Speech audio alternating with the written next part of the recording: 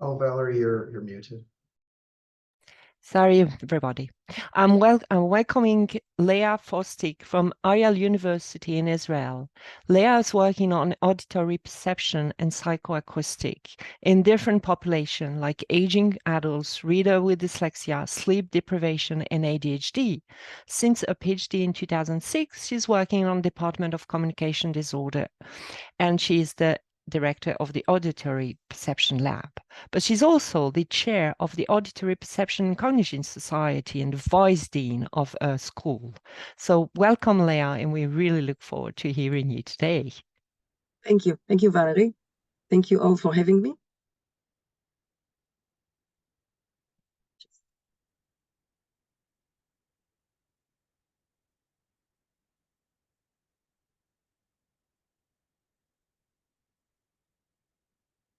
Okay, so we have the presentation on screen, and my talk today tells the story of noisy data and what insight such noise can provide. I want to tell you a story about the temporal order judgment task, or TOJ, that measures temporal resolution. The most prevalent form of this task is what we call the spectral TOJ. In this task, participants hear two short, pure tones that differ in frequency. They are required to report which of these two tones was first and which was second. The response is either high-low or low-high. What makes the task either difficult or easy is the manipulation of the silent gap between the tones, the interstimulus interval. So I'm going to share sound, and let's try to hear it. So this is an example of 1 kilohertz pure tone. I hope you could hear it. Okay. And this is an example of 2 kilohertz pure tone. Okay. Now, these two tones were 50 milliseconds long. Now I will deliver these tones in pairs. Each tone will be shorter than we just heard, only 15 milliseconds, and with a changing ISI. So let's start with the longest ISI and try to figure out whether you hear a high and then low, or low and then high. Again. Okay, did you figure out? Let's try it with a shorter ISI. In the previous example, I used 250 milliseconds between the tones. Now let's shorten it for 60 milliseconds. A bit more difficult. Did you manage? 15 milliseconds. It was this example was high-low. Let's try it with no ISI, with 0 ISI between the tones. So we have 1 15 millisecond tone, and immediately after the offset of the first tone, we have the second one.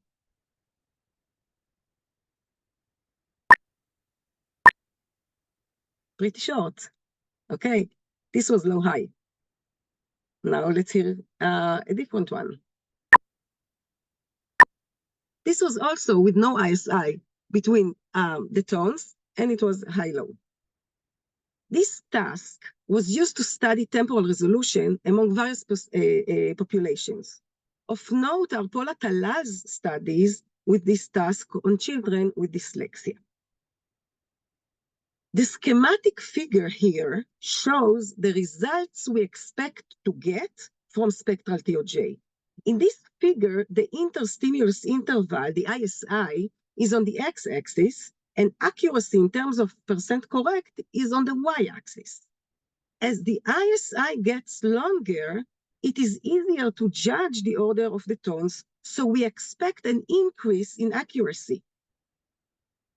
Then we can calculate the TOJ threshold as the ISI corresponding to 75% correct.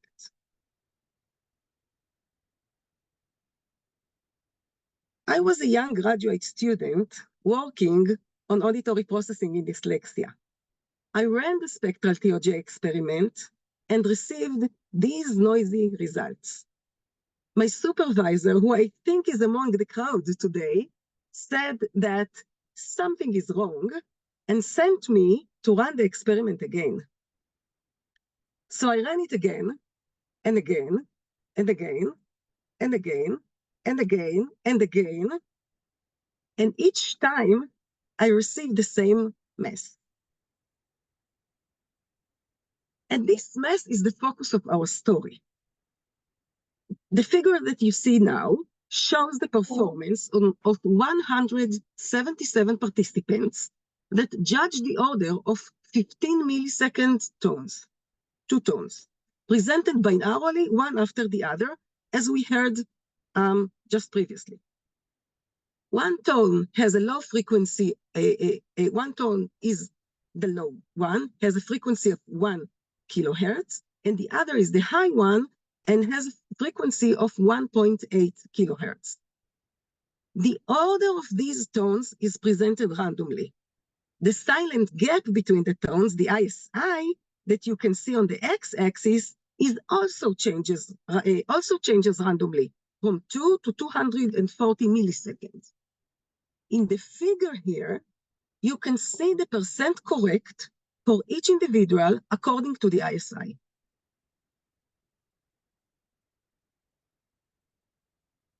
Look at the black line that presents the mean performance. As you can see also in a lot of the individual lines, the accuracy does not start low and increases monotonically with the ISI as we expected. You can see these participants here and these participants up here. Their accuracy does not increase with ISI. They have a line that is parallel to the x-axis. We cannot calculate the threshold for a lot of participants because they are either above the 75% line or below the 75% line in all ISIs. The average does not represent the data. And also, if these are outliers, then we have more outliers here than typical responses. The problem of calculating threshold sparked an idea. I couldn't calculate the threshold for most participants, but it was since some participants were above threshold line and some were below. So I treated the threshold line as a criterion to categorize participants' performance. An accuracy rate above 75% in both the shortest ISI and the longest ISI was defined as high-level performance.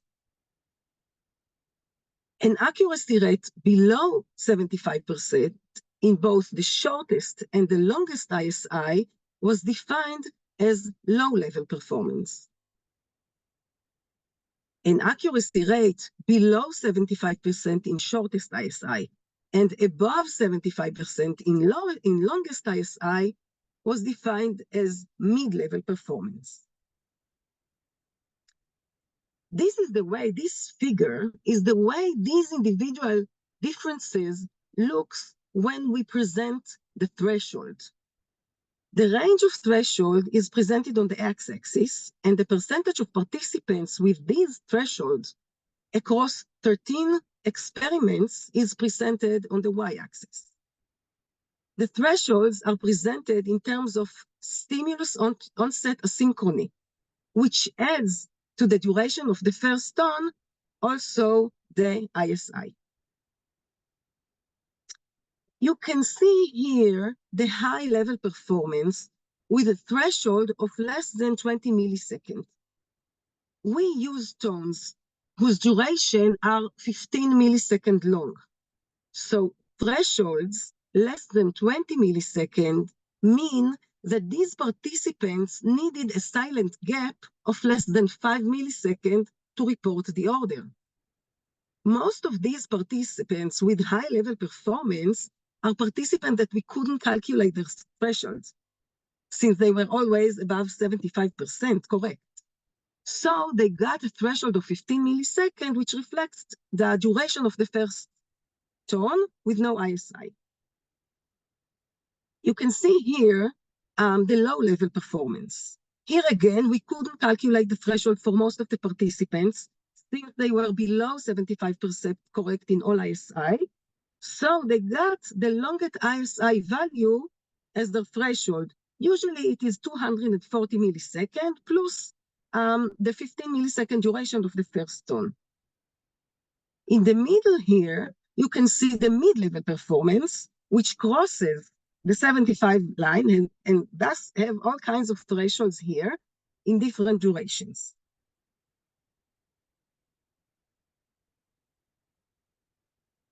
To validate the categorization of participants' performance, we employed the K-means clustering algorithm on the sample of 177 participants. The K-means is an unsupervised machine learning method that is recognized for its efficiency in identifying naturally occurring groupings within datasets. Here, we used the K-means to categorize participants based on their accuracy across varying ISIs. Each participant's accuracy rate across the 9 different ISIs served as the multidimensional input variables for the clustering algorithm. The algorithm aimed to investigate whether participants' data naturally divide into clusters corresponding to the previously identified groups of high, mid, and low level performance. And you can see here the results of a chi-square test that compare the K-means derived classification to our initial categorization based on accuracy at the shortest and longest ISI. This analysis showed no significant difference between the two classifications. The overall accuracy of the K-means classification compared to our classification was 85%. Participants with mid-level performance were the most difficult group for the clustering. This difficulty reflects the heterogeneity of this group, as was also shown in the previous slide when I presented the thresholds.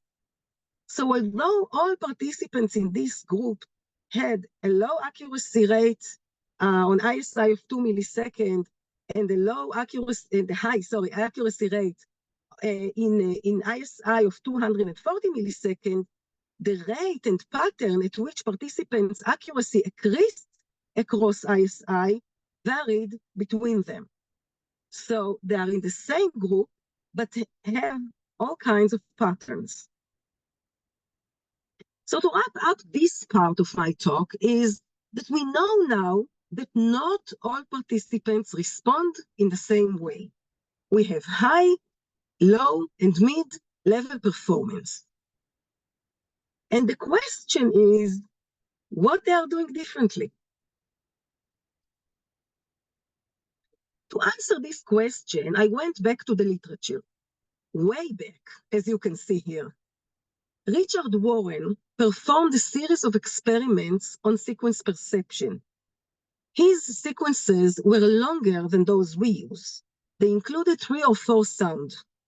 But similar to our experiments, Warren's participants were also asked to report the order of the sound presented. Warren concluded that participants can perceive the order of sounds in a sequence in one of 2 ways. One way is using holistic pattern recognition, perceiving the entire sequence as one unit and reporting the order based on the overall pattern. The second way is using direct identification of the sequence components and their order. In this process, participants perceive each sound separately and report the order as they hear it. So according to Warren, people can perceive a sequence using either holistic or direct perception. What defines which type of perception will be used is the sounds in the sequence. If the sounds are short and similar to each other, a holistic strategy will be used. If the sounds are longer or different in their characteristics, direct perception will be used. However, in our data, we saw how people respond differently to the same sound, to the same sequence. Therefore, we suggest that the person defined which strategy will be used. What can we hypothesize based on Warren's conceptualization?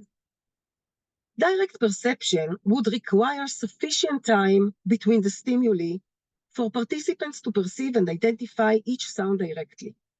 Therefore, we would expect low accuracy at short ISIs and an increase in accuracy when ISI becomes longer. On the other hand, holistic perception does not require the identification of individual sounds. Therefore, no change in accuracy is expected when ISI duration changes. And this is how it looks. The accuracy rate of the mid-level performers is low on short ISIs and increases with the duration of the ISI. Therefore, we can hypothesize that it reflects the use of direct perception. The accuracy rate of the low and high-level performance does not change with ISI. Therefore, we can hypothesize that it reflects the use of holistic perception. You must be asking yourselves, as we did, how two very different groups use the same type of perception. We explain it as a two-headed snake, but more on that later. For now, we will focus on the high and mid-level performance.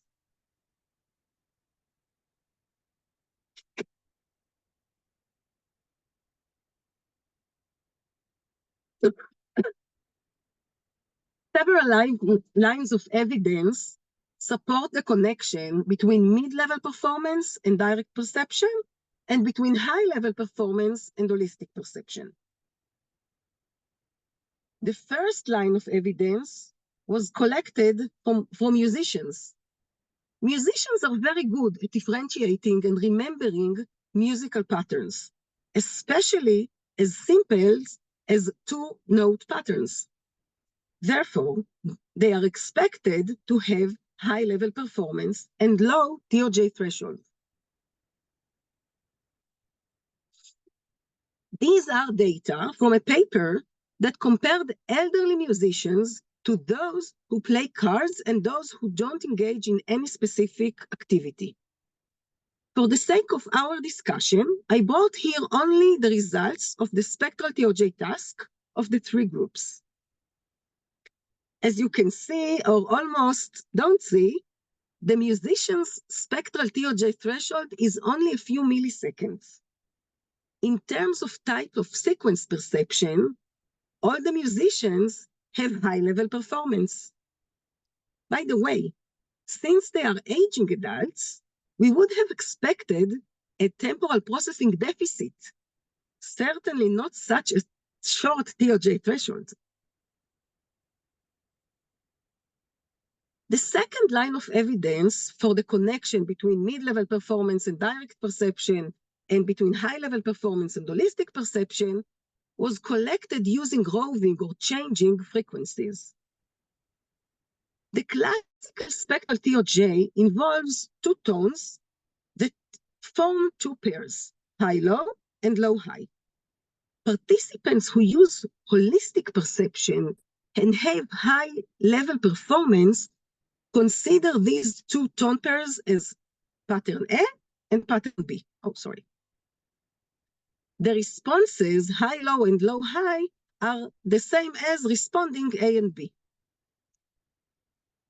What will happen if, instead of two tones, we will use several tones?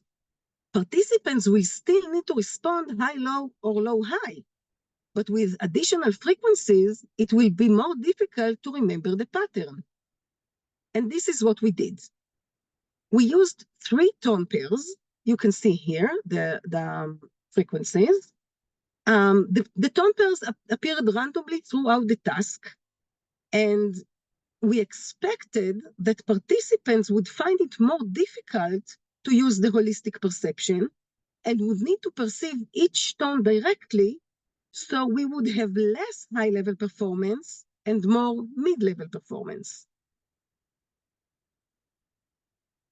This is the prevalence of high-level, mid-level, and low-level performance when participants perform the classic TOJ task with a fixed pair of frequencies, one pair of frequencies of 1 and 2 kilohertz, similar to what you heard in the beginning of my talk. This is a typical distribution in these experiments, in which the high-level performance is prevalent among 50% of participants, and the prevalence of mid and low performance is lower. This is the same group of participants who did the spectral TOJ with the 3 tone pairs. The prevalence of high-level performance is much lower, reflecting the difficulty in judging the order by memorizing the tone pattern, which included now 6 patterns. Consequently, the mid-level performance group increased, reflecting the facilitation of direct perception. Perceiving each tone directly instead of leaning on a memorized pattern may be a solution to the difficulty in memorizing these patterns. In the next study, we manipulated the frequency separation between the high and low tones. As I said before, the classical TOJ usually includes 2 tones that are presented by 1 octave, that are separated by 1 octave or less. Talal used tones of 300 and 600 hertz. Fink et al. Used 800 and 1200 hertz. We used usually 1 kilohertz and 1.5 or 1.8 kilohertz in most of our studies. In these conditions, the use of holistic perception by those with high-level performance may be based on the grouping principle. This reminds Warren's conceptualization that sequences with similar sounds result in holistic perception. Along this line, increasing the separation between the tones will make it more difficult to group and use holistic perception. So participants will shift to direct perception. So this is expected to end up with less high-level performance and more mid-level performance. Here you can see data from 3 spectral TOJ experiments. The low frequency in all 3 experiments was 1 kilohertz. The high frequency was either very close, 1.1 kilohertz, or more distant, up to 2 kilohertz, 1 octave. As you can see, the distribution of high, mid, and low-level performance stays similar for these tone pairs. However, when the distance of the high frequency was larger, 3.5 kilohertz, the prevalence of high-level performance decreased, and the percentage of mid-level performance increased. The difficulty in grouping these distant frequencies can explain the lower prevalence of high-level performance. Since the tones are difficult to group, their order is judged by direct perception of each sound, and hence the higher prevalence of mid-level performance. We are currently running experiments with additional distant frequencies, but a similar pattern of results with better temporal order judgment performance with close frequency tones reported already by Zhang et al. In 2022. Continue with this concept of conditions that facilitate grouping versus those that hinder it. In the next study, we manipulated the presentation of the tones to the ears. In spectral TOJ, the high and low tones are presented one after the other, and their order is judged based on their frequency. These two tones can be presented in three different conditions. In monaural condition, one after the other to the same ear. One after the other to both ears, first tone and then the second tone, to both ears synchronously. This is the binaural synchronous condition. The third way to present these tones is in a binaural asynchronous way, in which the tones are presented one after the other, one to one ear and the second to the other ear. Most of the spectral TOJ studies used the monaural and binaural synchronous presentation. In these conditions, the same cochlea gets the two tones. Therefore, the grouping can be done at the peripheral level.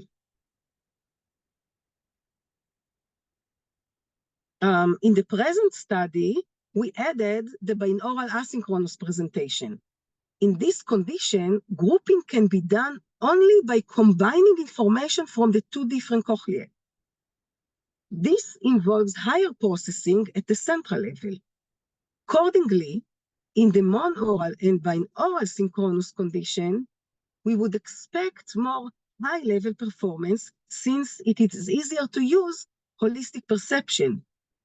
In the binaural asynchronous condition, you would expect more mid-level performance since the difficulty in grouping and it's difficult to group and use holistic perception, and this difficulty would facilitate the use of direct perception.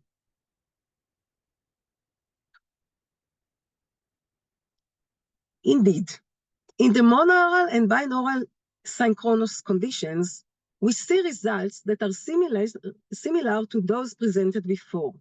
More than 50% of participants have high-level performance, and mid and low-level performance groups are smaller. In the binaural asynchronous condition, the picture changes. There is much less high-level performance and an increase in the mid-level performance. These 4 lines of evidence support the connection between mid-level performance and direct perception, and between high-level performance and holistic perception.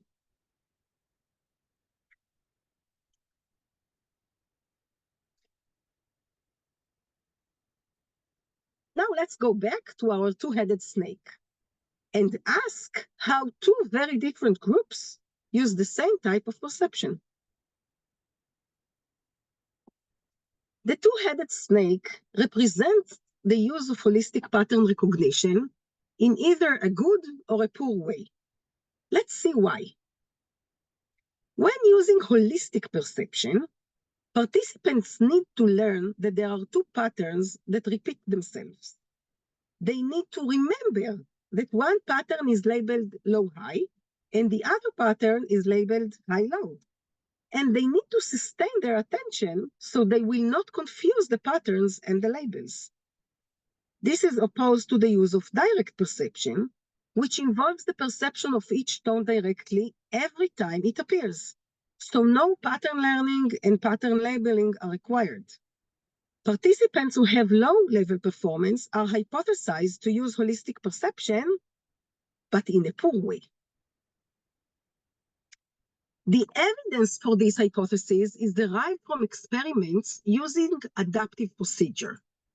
In the previous slides I showed earlier, I showed data derived from experiments carried out using the method of constant stimuli, in which the tone pairs with different ISIs are presented randomly, and the data was presented as accuracy by ISI. In the adaptive procedure, participants start the first trial with the longest ISI, and the ISI changes according to their responses in a 2 down, 1 up procedure. After 2 consecutive correct responses, the ISI shortens, and after 1 mistake, it increases. the data is plotted as the ISI in the y-axis and the trial number in the x-axis. This is an example of one participant who started the experiment with an ISI of 250 milliseconds and had almost only correct responses. The experiment ended when she reached the ISI of 0 milliseconds, namely, no separation between the offset of the first stimuli and the onset of the second one. In the constant stimuli experiment, such participant will have high level of accuracy in all ISIs and will be categorized as a high-level performer. This is a different pattern of response. This participant was always incorrect. Therefore, the ISI, which was already the longest in the beginning of the experiment, did not get shorter. In a constant stimuli experiment, such participant will have low accuracy rate in all ISIs and we will be categorized as a low-level performer.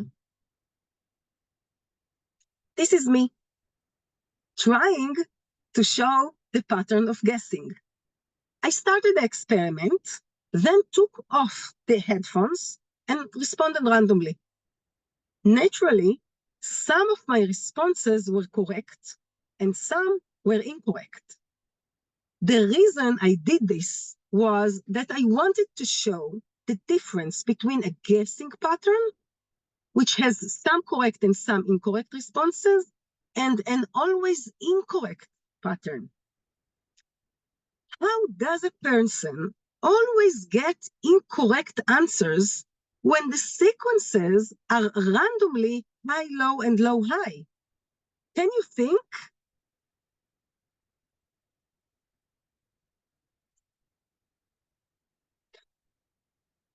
We think it means that these participants differentiate correctly between the patterns of high, low, and low, high using holistic perception, but they switch their labeling, so they always label the pattern incorrectly. This is another example that supports the mislabeling explanation. As you can see here, the participants perceive the order of the tones correctly up to 1 point, and then perceived it exactly the opposite with the same ISI. So all answers up to here were correct, and all answers from here, almost all of them, were incorrect, but these are the same ISIs. Again, if these participants hadn't perceived the order at all, we would have expected to see some correct and some incorrect answers randomly, like my guessing example. Here, we have consecutive answers, either correct or incorrect. And this is another example of a different participant with the same pattern. And we have more like this.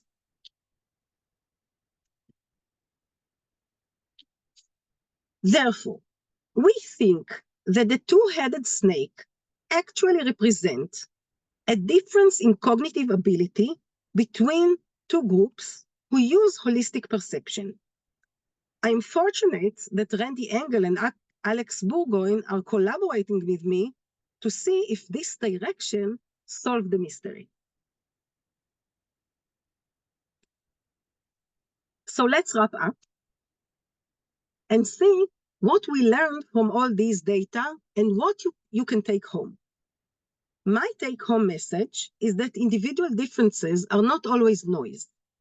I hope I convinced you to go back to your data, and if it is noisy, look at it differently. Maybe your noisy data can be categorized into subgroups of participants. These subgroups can point to different ways to perform your task or even different mechanisms of processing. And maybe looking at the data at the individual level will provide novel insight as to what underlies the performance of participants.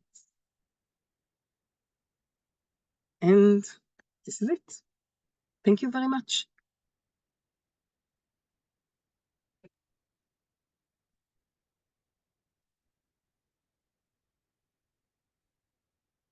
Wonderful. Thank you so much for that amazing presentation. That was fantastic. So I'll reach out to the audience now. Please feel free to enter any questions that you have for our speaker in the Q&A box. While we're waiting for some of those questions to come in, I'll ask one. So right at the end, you said you're working on an experiment to see if individual differences in cognitive abilities are at play. Do you have thoughts, if you're willing to share at this point, I realize it's ahead of time, of the specific types of cognitive abilities that you think might be most important? So as I said in the slide, I think that we have a few players here: learning, sustained attention, maybe implicit learning, because when participants are doing the task, we direct them actually to do direct perception. We give them training. They hear one tone, we tell them this is a low tone, then they hear the second tone, we tell them this is a high tone, then they have some kind of familiarization. They hear one tone, they need to respond on the key, they hear the second tone, they need to respond on the proper key. And only then they get pairs of tones. So if we think about it, we actually direct them to use direct perception. And some of them, actually, most of them are doing holistic perception. So there is kind of implicit learning that maybe take part.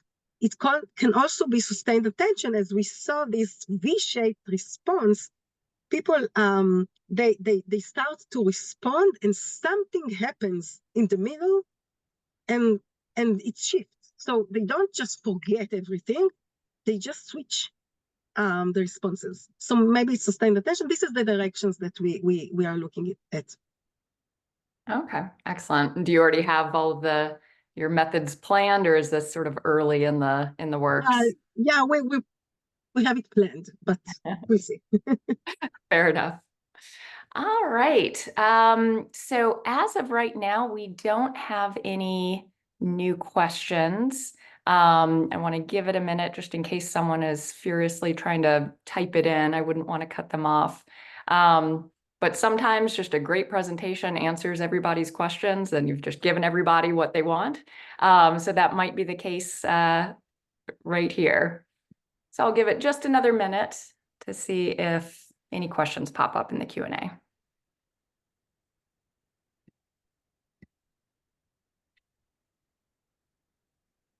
Well, seeing none, what is a take-home message that you would like to leave us with? The take-home message for this presentation is the individual differences and the noisy data. Mm-hmm. So I want people to go back home, look at their data, and not only just delete the outliers. See if outliers can teach us something. Can teach us, they may teach us a different perceptual style, mechanism of processing. They can teach us something. So not just look at them as noise, but as an opportunity to learn about a different way to perform the task. Okay.